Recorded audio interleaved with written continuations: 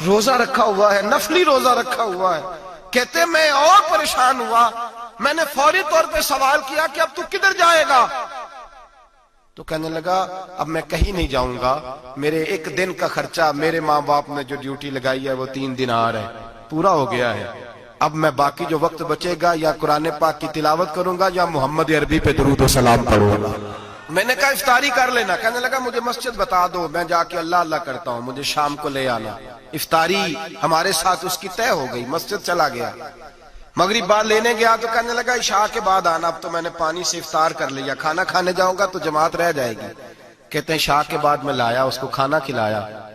رات گہری ہو گئی تو میں نے کہا تو سو نہیں جاتا؟ کہنے لگا کوئی عرض نہیں، کبھی دور مزدوری کرنے نکل جاؤں تو رہ بھی جاتا ہوں، گھر والوں کو پتا ہے. کہتے میں نے مسافر خانہ کھولا، یوں سمجھیے ڈرائنگ روم بیٹھک میں نے کھولی، اس کو سلا دیا. میں اور میری بیوی اپنی معذور بیٹی کو روٹی دینے گئے اور ہم نے جا کے اس کو کھانا کھلایا جو ٹانگوں سے معذور تھی، اور ساتھ کہا کہ بیٹی آج بڑا پرہیزگار جوان ہمارا مہمان ہے. آج چڑھتی جوانی اور تقوی کی روشنی اس کے چہرے سے چمکتی ہے. کیا بات ہے، بڑے ہی اچھے گھرانے کا تربیت یافتہ ہے. کہتے ہیں بچی کو کھانا کھلا کے لوٹے، اپنے کمرے میں سو گئے، بیٹی اپنے کمرے میں لیٹ گئی. ترس گئے تھے کہ بیٹی قدموں پہ چلے. تہجد کا وقت ہوا تو دروازے پہ دستک ہوئی. بڑی بے چینی کے ساتھ اٹھے میاں بیوی، کون ہے؟ بیٹی کی آواز آئی ابا جی دروازہ جلدی کھولیں. کہتے ہیں کلیجے پھٹنے لگے، ذہن بکھرنے لگے. سوچے ہیں کہ وہ 2-1 منٹ ہمارے اوپر پہاڑ بننے لگے. دروازہ کھولا تو وہ بیٹی جس کے لیے ترس گئے تھے کبھی چلے گی، وہ اپنی ٹانگوں پہ کھڑی ہے. کبھی دوڑ کے ادھر جاتی، کبھی دوڑ کے ادھر آتی. بیٹیاں پریشانی کا فون کر دیں تو پھر بھی آنسو نکل آتے ہیں، اور بیٹی گھر میں خوشی آ جائے تو پھر بھی ماں باپ رو کے ہی شکر ادا کرتے ہیں. ان کے لیے روتے ہی رہتے ہیں. کہتے ہیں میں تڑپ گیا. بیوی بھی رونے لگی، بیٹے یہ کیا ہوا؟ ہم تو مایوس ہونے لگے تھے معاذ اللہ کہ اب تو ٹھیک نہیں ہوگی، کیا ہوا؟ کہنے لگے ابا جی اماں جی آپ نے بتایا نا نیک جوان آیا ہے، نیک آیا ہے. تو میں آپ چلے گئے تو میرے دل میں خیال آیا اے اللہ اگر وہ واقعی نیک ہے تو اس کے صدقے مجھے شفائی عطا فرما دے. یا ایھا الذین آمنوا اتقوا اللہ وابتغوا الیہ الوسیلہ، اے اللہ صحت ہی دے دے. کہتے ابھی میری دعا بھی پوری نہیں ہوئی کہ میرا وجود حرکت کرنے لگا، اور یہ دیکھو میں اٹھ کے کھڑا ہو گئی ہوں. کہتے ہیں ہم لوگوں نے یہ دیکھا تو بھاگے اس کے کمرے کی جانب. جب دروازے پہ ہاتھ رکھا تو دروازہ کھل گیا. آگے گئے تو پلنگ خالی تھا، ایک رکا چھوڑ گیا ہے. کہنے لگا مجھے پتا ہے میری حقیقت کھل گئی ہے، میں تو اللہ کا بندہ ہوں. اگر تمہیں مجھ سے ذرا بھی پیار ہو گیا ہے تو پھر میرے پیچھے نہ بھاگنا، اللہ کی بارگاہ میں جھک جانا، پھر گناہوں سے توبہ کر لینا. کہا وہ تربیت یافتہ جوان آیا ہے اور مجھے بدل گیا ہے. میرے بھائی ماں باپ کی ذمہ داری اولاد کو نکھارنا ہے، ان کو سنوارنا ہے. روزی روٹی کی ذمہ تو اللہ تبارک و تعالیٰ نے لیا ہوا ہے. جو ڈیوٹی اللہ کی تھی وہ معاذ اللہ ہم نے اپنے ذمہ لے لی ہے. اولاد کو رزق حلال کی تربیت کریں، انہیں حکم دیں کہ وہ ہاتھ نہ پھیلائیں، انہیں کہیں کہ وہ محنت کر کے کھائیں، لیکن اصل تو ان کا اخلاق سنوارنا ہے. بچے ہمارے ان کی پوزیشن اتنی خراب ہو جاتی ہے، ہم لاڈ پیار میں اتنا ضدی کر لیتے ہیں. جب جس بچے کا ماں باپ کے ساتھ گزارا نہیں، بتلائیے وہ بیوی کے ساتھ گزارا کرے گا؟ جس کا ماں باپ کے ساتھ وقت نہیں گزرتا وہ بہن بھائیوں کے ساتھ گزارے گا؟ جس کا ماں باپ کے ساتھ وقت نہیں گزرتا وہ کولیگز کے ساتھ وقت گزارے گا؟ کس طرح وہ اپنے آپ کو، میرے نبی کریم سید عالم صلی اللہ علیہ وسلم نے ڈیوٹی لگائی کہ ماں باپ اپنے بچے کی تربیت کریں، انہیں اللہ سے جوڑیں. تکلیف میں وقت گزارا جناب اسماعیل نے. ایک روایت ایسی بھی ملتی ہے کہ 13 سال حضرت ابراہیم پلٹ کے گئے نہیں بیٹے کا پتہ لینے، لیکن جب بھی بیٹے نے ماں سے باپ کے بارے میں پوچھا کہ میرے والد کیوں نہیں آتے تو ماں نے ایک ہی لفظ کہا، بیٹے جناب ابراہیم اللہ کے نبی ہے اور اللہ کے حکم سے ہمیں چھوڑ گئے ہیں. ایسی تربیت، ایسی ٹریننگ بچے کے ذہن کو بدل ڈالا، اسے اللہ والا بنا لیا. اور ہمارے مفسرین نے بحث کی ہے کہ جناب اسماعیل جو اللہ کی راہ میں قربان ہونے کو تیار ہو گئے، ان کے سینے میں جو رب کریم کا اتنا پیار موجزن ہوا کہ وہ گردن کٹانے پہ تیار ہو گئے. تو فرماتے ہیں یہ تربیت جناب حاجرہ کی تھی، یہ ٹریننگ حضرت وہ فیضان نظر تھا، یہاں کے مکتب کی کرامت تھی. سکھائے کس نے اسماعیل کو آداب فرزندی؟ میرے بھائی یہ جناب حاجرہ نے تربیت دی. ایک بہت بڑے محدث ہیں، اتنے بڑے محدث ہیں کہ میرے نبی کریم کی مسجد نبوی میں وہ حدیث کے استاد رہے. حضرت ربیعہ بن عبد الرحمن نبی پاک کی مسجد نبوی میں حدیث کے استاد ہوئے، اور حضرت حسن بصری جو جناب علی کے شاگرد ہیں وہ بھی حضرت ربیہ کے شاگرد ہوئے.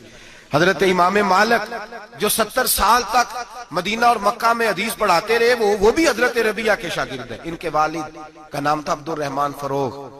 تاریخ بغداد میں لکھا ہے کہ بنو امیہ کے دور میں تابعین کے زمانے میں جناب عبد الرحمن بن فروغ گھر سے چلے گئے. ایک روایت ہے بچہ چھوٹا تھا, ایک روایت ہے بچہ ابھی ماں کے پیٹ میں تھا, جہاد کرنے چلے گئے. اس دور میں یہ جہاد ہوتا تھا کہ ایک علاقہ فتح کیا تو مسلمان اگلے علاقے میں چلے گئے, اگلا فتح کیا تو اگلے علاقے, ایک کے بعد دوسرے لوگ پلٹ کے نہیں آتے تھے. حضرت عبد الرحمن گئے 30,000 دینار بیوی کو دے گئے, کہنے لگے سنبھال کے رکھنا. اور جہاد کرنے نکلے تو 27 سال تک گھر نہیں آئے, اور 27 سال کے بعد آئے تو حضرت ربیہ محدث بن چکے ہیں, مسجد نبوی میں حدیث کے استاد ہیں, بیٹا بہت بڑا شیخ بن گیا. واپس آئے, ہاتھ میں نیزہ ہے, کالی داڑھی تھی ساری سفید ہو گئی, وجود بڑا تگڑا تھا, کمزوری آ گئی. آئے, نیزہ پکڑا ہوا ہے, گھوڑے پہ بیٹھے ہیں, مدینہ منورہ میں گھر ہے, دروازے پہ دستک دی. حضرت ربیہ نے دروازہ کھولا, اندر داخل ہونے لگے تو کہنے لگے بابا تو کدھر گھستا آ رہا ہے؟ کدھر؟ اس نے کہا تو پیچھے ہٹ, تو میرے مکان پہ کب سے قبضہ کر کے بیٹھا ہے. بات تیز ہونے لگی, آواز تھوڑی بزرگوں کی بلند ہونے لگی تو اندر سے زوجہ نے سن لیا. وہ دروازے کی اوٹ سے دیکھنے لگی تو پہچان گئی, کہنے لگی ربیہ پیچھے ہٹ جا, یہ کوئی غیر نہیں ہے, تیرے والد گرامی ہے, یہ تیرے والد ہیں. اندر آئے, باپ بیٹا ملے, عصر کی نماز کا وقت ہو گیا, بڑا روئے. 27 سال کے بعد باپ لوٹا, 27 سال کے بعد بڑے روئے. نماز کا وقت ہوا تو حضرت ربیہ جلدی سے وضو کیا, مسجد نبوی شریف چلے گئے. جناب عبد الرحمن فروغ نے بھی کھانا وانا کھانا تھا, کھانا کھانے بیٹھے تو حکم دیکھے شوہر کیا کرتا ہے. یہ نہیں پوچھا کہ 27 سال حال کیا رہا, پوچھنے لگے میں تجھے 30,000 دینار دے گیا تھا, وہ کدھر ہے؟ تو زوجہ کہنے لگی کھانا کھا لو, عصر کی نماز پڑھ کے آؤ, پھر بتاتی ہوں پیسے کہاں ہیں, آپ کی رقم بڑی اچھی جگہ پہ محفوظ ہے. کہتے ہیں میں نماز پڑھنے مسجد گیا, عصر کی نماز کے بعد میرے نبی پاک کے منبر پر ایک نوجوان بیٹھا ہے. گھر میں تو ان کا انداز ٹوپی پہننے کا تھا نا, سادے عام لباس میں, مسجد نبی میں جبہ پہنا ہے, سر پہ امامہ ہے, خوبصورت لب و لہجے میں رسول اللہ کے منبر پر بیٹھ کر, نبی پاک کے منبر پر بیٹھ کر, پتہ نہیں آپ کو اس بات کی لذت نصیب ہو رہی ہے کہ نہیں, عام جگہ نہیں, نبی پاک کے حضور کے منبر پر بیٹھ کر نبی پاک کی حدیثیں سنا رہے ہیں. اتنا بڑا مقدر. کہتے حضرت امام مالک جیسے لوگ, خواجہ حسن بصری جیسے لوگ کاغذ قلم لے کے حدیثوں کی سماعت کر رہے ہیں, ان سے درس لے رہے ہیں. جناب عبد الرحمن کہتے ہیں میری نظر اٹھی, کچھ بوڑھا ہو گیا تھا, کچھ اس وقت وہ ٹوپی میں سادے لباس میں تھے, پہچان نہ پایا. ایک شخص سے پوچھا یار ہے تو جوان پر اس کے چہرے کی نورانیت میرے دل کو بھا گئی ہے تو جوان پر اس کا حدیثیں بیان کرنے کا انداز میری طبیعت کو گھائل کر گیا. یہ کون ہے جو نبی پاک کی مسجد میں بیٹھ کے حدیثیں بیان کر رہا ہے؟ تو کہتے امام مالک کہنے لگے بابا جی چپ کر جاؤ, ہمارے استاد کے بارے میں اونچے لب و لہجے میں بات نہ کرنا, دیکھتے نہیں کتنے کتنے لوگ بیٹھے ہوئے خاموشی سے. تو میں نے کہا مجھے بھی تو بتا دو نا ہے کون. تو کہنے لگے کوئی عبد الرحمن فروغ نام کے بزرگ ہیں, یہ ان کے بیٹے ہیں, ربیہ نام ہے. کہتے ہیں جب لفظ کہے تو میرے آنسو چھلک کے باہر آئے اور میں حضور کی مسجد میں گر گیا اور رونے لگا کہ یہاں اور میرے رسول پاک سید عالم صلی اللہ علیہ وسلم کے منبر پر اور میرا بیٹا. کہتے ہیں میں تڑپ کے گھر گیا اور گھر جا کے میں نے اپنی بیوی کو جب دیکھا تو میرے آنسو نکل گئے. میری بیوی سمجھ گئی کہ یہ میرے محدث بیٹے کو دیکھ آیا ہے.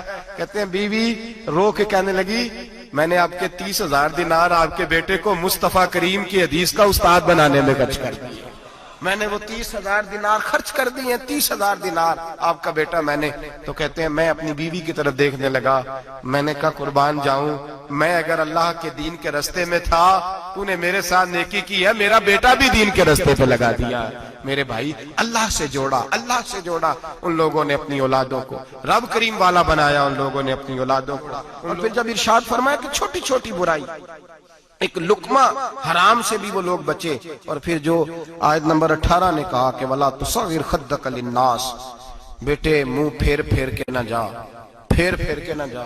اگر آپ ناراض نہ ہوں تو ہم تربیت دیتے ہیں, کہتے ہیں اس بچے کے ساتھ نہ پھرا کر, یہ غریب ہے, اس کے ساتھ نہ پھرا کر. وَلَا تَمْشِ فِي الْأَرْضِ مَرَحًا, حضرت لقمان بیٹے سے کہتے ہیں منہ پھیر پھیر کے لوگوں سے بات نہ کر اور اکڑ اکڑ کے نہ چل. ان اللہ لا يحب كل مختال فخور, اللہ کو وہ پسند ہی نہیں جو اکڑ اکڑ کے چلے اور اترائے. ابھی بھی رواج ہے کہتے ہیں دوستی لگانا تو اپنے برابر کے دوستوں سے، ایسے نہ وہ ہمارا سٹیٹس ہی نہیں، ابھی بھی وہ فرق جو تو سید بھی ہو، مرزا بھی ہو، افغان بھی ہو، تم سبھی کچھ ہو، بتاؤ کہ مسلمان بھی ہو۔ عاجزی کا درس دیا اپنی اولاد کو، عاجزی کا، ان کو ادب سکھایا، ان کو انکساری سکھائی، لوگوں کے اندر مل بیٹھنے کا درس دیا۔ جو آدمی انکساری والا ہوتا ہے، عاجزی والا ہوتا ہے، یوں سمجھو اسے شہد لگا ہوا ہے، دنیا خود اس کے پیچھے بھاگ بھاگ کے آتی ہے۔ جو سب کے ساتھ اس نے سلوک کرنے کا عادی ہوتا ہے، لوگ اس کے گرویدہ ہو جاتے ہیں۔ لیکن جس آدمی کو آپ اکڑنا سکھا دیں، جس بچے کو آپ کہیں بس تو ہے اور کوئی بھی نہیں، اس کی اپنی زندگی بھی اس کے لیے پریشانی والی ہو جاتی ہے۔ میرے نبی رحمت سید عالم صلی اللہ تعالی علیہ وآلہ وسلم نے ارشاد فرمایا، کسی باپ نے اپنے بیٹے کو جو سب سے اچھا تحفہ دیا ہے وہ یہ ہے کہ اس نے اپنے بچے کو اچھا ادب سکھا دیا ہے، اپنے بچے کو اچھا۔ حضرت لقمان کہتے ہیں بیٹے منہ پھیر پھیر کے باتیں نہ کرنا، زمین پہ اکڑ اکڑ کے نہ چلنا، اللہ کو اکڑنے والے لوگ پسند۔ ہارون رشید نے امام نسائی کی ڈیوٹی لگائی کہ میرے بیٹے کو حدیث پڑھائیں گارا آتے، تو امام نسائی کہنے لگے یہ نبی پاک کا دین ہے، یہ میں اس کو رسوا نہیں کر سکتا، جس نے پڑھنا ہے میرے پاس آ کے پڑھے، اور جہاں سب بچے بیٹھتے ہیں وہیں پڑھے۔ ہارون رشید کہنے لگا حضور آپ کیا سمجھتے ہیں، میں نے بھی تو آپ کو آزمانے کے لیے یہ جملہ کہا تھا، یہ وہیں آ کے پڑھے گا جہاں سارے غریبوں کے بچے پڑھتے ہیں۔ اب تو روز استاد کٹہرے میں کھڑا ہوتا ہے، اسکول کے استاد کا تو مجھے نہیں پتا، پہلے مدرسے کا استاد تو روز بیچارہ ہاتھ باندھ کے چودھری صاحب نے کہنے سے میرے منڈے نو مارے تو 8,000 کا مولوی ہے، اور میرا بیٹا تو 8,000 کے روز گول گپے کھا جاتا ہے، میرے بیٹے کو تو نے مارا ہے، تجھے اپنی حیثیت کا پتہ ہے؟ روز استاد کٹہرے میں کھڑا ہوتا ہے۔ بچے فری میں، مفت میں، حافظ جی مفت میں حفظ کراتے ہیں، خدا جانے محترم کتنی مشکل سے ادارہ چلاتا ہے، اور بچے کے ماں باپ آ کہتے ہیں بلاؤ مولوی صاحب کو، اس کی طاقت کیسے ہوئی میرے بچے کو مارا ہے؟ وہ مولوی وہ جو کل دانے لینے آیا تھا وہ آج میرے بچے کو مارے گا؟ یہ رویہ ہے ہمارا۔ ہارون رشید بادشاہ نے اپنے بیٹے کو امام نسائی کے پاس پڑھنے بٹھایا۔ ایک دن حضرت کہاں لوگ کہتے بس بس بیٹا ٹھیک ہے، سیدھا سیدھا تو دین سیکھ کے آیا، ایسے کسی درویش کا مرید ہونا اور کسی عالم کی نوکری کرنا، اب تو بالکل ٹھیک ہے، پیر اساں بھی رکھے نے، یہ کہ تیرا طریقہ ہے، تو تو پیچھے لگ گیا ہے، یہ کس طرح کا تیرا رویہ ہے؟ ہارون رشید بادشاہ، ہارون رشید وقت کا مطلق العنان بادشاہ، امام نسائی ان کے بیٹے کے استاد ہیں، امام نسائی رحمت اللہ علیہ کے پاس بیٹا پڑھتا ہے، ہارون رشید گزر رہا تھا تو بیٹا وضو کرا رہا ہے، شہزادہ وضو کرا رہا ہے استاد جی کو، اور پیر دھلا رہا ہے۔ ہارون رشید گھوڑے سے گزرا تو اس نے دیکھا خانقاہ کے باہر، مدرسے کے باہر استاد جی وضو کر رہے ہیں اور بیٹا وضو کرا رہا ہے، سراہی پکڑی ہے، لوٹا پکڑا ہے، استاد جی پیر دھو رہے ہیں۔ ہارون رشید غصے سے اترا، ساتھ بہت سارے سپاہی تھے، انہوں نے کہا کہ یہ مولوی کو مارے گا، مولوی کو مارے گا کہ تو کس طرح میرے بیٹے سے یہ کام کاج کرا رہا ہے؟ کہتے نیچے اترے اور ہارون رشید نے جا کے نا زور سے ایک تھپڑ اپنے بیٹے کے چہرے پہ مارا۔ بیٹا کہنے لگا ابا جی میری غلطی کیا ہے؟ فرمانے لگے تجھے پتہ ہی نہیں تو کس شخص کے پاس پڑھتا ہے؟ تو پانی ڈال رہا ہے، تیرے استاد کو اپنے ہاتھوں سے اپنے پیر دھونے پڑ رہے ہیں، بیوقوف، ایک ہاتھ سے پانی ڈال اور دوسرے ہاتھ سے استاد کے پیر دھو، تجھے پتہ ہی نہیں کہ یہ شخص جب نبی پاک کی حدیثیں بیان کرتا ہے تو کئیوں کو مصطفیٰ کا دیدار نصیب ہو جاتا ہے۔ یہ پتہ نہیں تو کس محدث کا شاگرد ہے، ایک ہاتھ سے پیر پہ پانی ڈال، دوسرے ہاتھ سے دھو، اس لیے کہ باندھ علموں جو کرے فقیری وہ کافر مرے دیوانہ ہو۔ اگر تو نے دنیا میں کامیاب ہونا ہے تو اس سے فیض علم حاصل کر، بیٹے یاد رکھ، اگر تو اس کی بارگاہ میں حاضری دے گا تو تو آگے بڑھے گا۔ حضرت عمر بن عبدالعزیز کتنا بڑا شخص ہے، ثانی عمر کہا گیا، ثانی عمر کہا گیا۔ حضرت عمر بن عبدالعزیز رحمت اللہ علیہ، حضرت صالح بن کسان ایک محدث تھے مدینے کے، ان کے شاگرد تھے۔ بچوں کو ہم آج جی کہاں بچے ادب کرتے ہیں ساتھیہ، کہاں ادب کرتے؟ ایک اسٹوڈنٹ مجھے کہنے لگا جی ہم ادب کرتے تھے جب تک استاد ٹیوشن نہیں لیتے تھے، اب استاد بھی تو ٹیوشن لے کے پڑھاتے ہیں۔ اور میں نے کہا خدا کے بندے کیا دے سکتا ہے تو استاد کو؟ حضرت علی فرماتے ہیں جس نے ایک لفظ پڑھایا مجھے گلی میں کھڑا کر کے بیچ بھی سکتا ہے، تو نے قیمت کیا ڈالی ہے؟ استاد کچھ بھی کر لے، استاد نے تو استاد ہی رہنا ہے نا میرے بھائی، لیکن وہ لب و لہجہ ہمارا موجود ہے۔ مجھے ایک دفعہ میرے کالج کے لوگوں نے بلایا، کہنے لگے آپ یہاں بھی پڑھے ہوئے ہیں اور مدارس میں بھی، تو ذرا فرق بیان کریں کالج کا اور مدرسے کا، کچھ بیان کریں۔ میرے ٹیچرز بھی تھے بہت سارے، تو میں نے کہا معذرت کے ساتھ یہاں تو بڑا مشکل ہو جائے گا بات کرنا، لیکن ایک جملہ میں نے مدرسے اور کالج میں ایک فرق محسوس کیا ہے، ہمارا مدرسے کا طالب علم آج بھی ہمارے جوتے اٹھا کے آگے رکھتا ہے، وہ آج بھی استاد کی موٹر سائیکل کو ٹاکی مارتا ہے، آج بھی صاف کرتا ہے، ہمارا مدرسے کا طالب علم آج بھی استاد کو پشت نہیں کرتا، لیکن کالج کا طالب علم پوچھتا ہے اسلامی آتلا آیا ہے، انگریزی والا آیا ہے، میں نے کہا اس کے تو لب و لہجے میں ادب نہیں ہے۔ اس لیے میں نے دونوں جگہ وقت گزارا تو میں سمجھا ہوں بڑے حالات خراب ہیں مدرسوں میں بھی، اب وہ کیفیت نہیں رہی جو بزرگوں کی تھی، لیکن پھر بھی اگر ادب ہے تو مدارس میں ابھی بھی ہے، ابھی بھی خانقاہوں میں ادب ہے، یہاں ابھی بھی خیر کی توقع موجود۔ وہاں سے تو رخصت ہو گیا، وہاں تو معاملہ اور طرح کا ہو گیا، الا ماشاءاللہ۔ حضرت عمر بن عبدالعزیز جناب صالح بن کیسان کے پاس پڑھتے تھے، اسٹوڈنٹ تھے، اور پھر بعد میں آپ ان کے مرید بھی ہوئے، باقاعدہ درس لیتے تھے طریقت کا۔ حضرت جناب صالح بن کیسان کے پاس تعلیم تھی، ان کے والد جناب عبدالعزیز اس وقت مصر میں بہت بڑے تاجر تھے، جناب عمر بن عبدالعزیز کے والد، تو ان کے پاس چھوڑ گئے، کہا میرے بیٹے کی صرف ان کو دین نہ پڑھانا، اس کی روحانی تربیت بھی کرنا۔ ایک دن استاد جی نے عصر کی نماز کا سلام پھیرا تو حضرت عمر بن عبدالعزیز کھڑے ہو گئے، ایک رکعت ان کی رہتی تھی پیچھے، تو آپ نے نماز کے بعد بلایا اور بڑے میٹھے لب و لہجے میں کہا عمر کیا بات ہے تیری ایک رکعت رہ گئی؟ تو کہنے لگے استاد جی میں کنگھی کر رہا تھا، شیشے کے آگے کھڑا تھا، تو آئینہ دیکھتے دیکھتے بال سوارتے سوارتے مجھے پتہ ہی نہیں چلا، جب آیا ہوں تو لیٹ ہو گیا۔ حضرت صالح بن کیسان رحمت اللہ علیہ نے ان کے والد کو مصر میں خط لکھا، فرمایا آپ کا بیٹا میری پوری فرما برداری نہیں کرتا، کل کو مجھے نہ کہنا تربیت صحیح نہیں ہوئی۔ آج فلاں تاریخ کو اس نے ایک رکعت پوری چھوڑ دی ہے جماعت کے ساتھ، اس لیے کہ وہ کنگھی کر رہا تھا بالوں کی، پوری رکعت چھوڑ دی ہے۔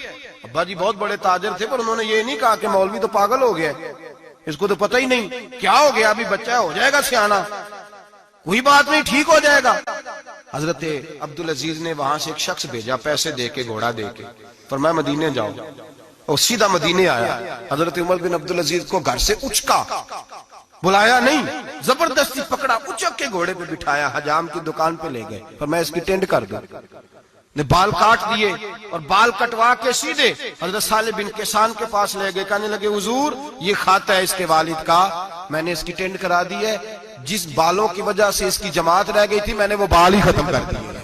تو اس کے والد کہتے ہیں آپ ذرا ذرا سے بھی بات، ایک ذرہ برابر بھی بچے کے اندر ہم کوتاہی برداشت، ہم اسے سنوارنا چاہتے ہیں، معاشرے کو دینا چاہتے ہیں، ہم ایک خوبصورت انسان بنانا چاہتے ہیں۔ تو حضرت لقمان کہنے لگے بیٹے تو چہرہ رخسار بدل بدل کے لوگوں سے بات نہ کر، اکڑ کے نہ چل، اس لیے کہ اللہ کو اکڑنے والے پسند، تو کیا کر وقصد فی مشی کا وغضض من صوتک، درمیانی چال چل، آواز کو پست رکھ۔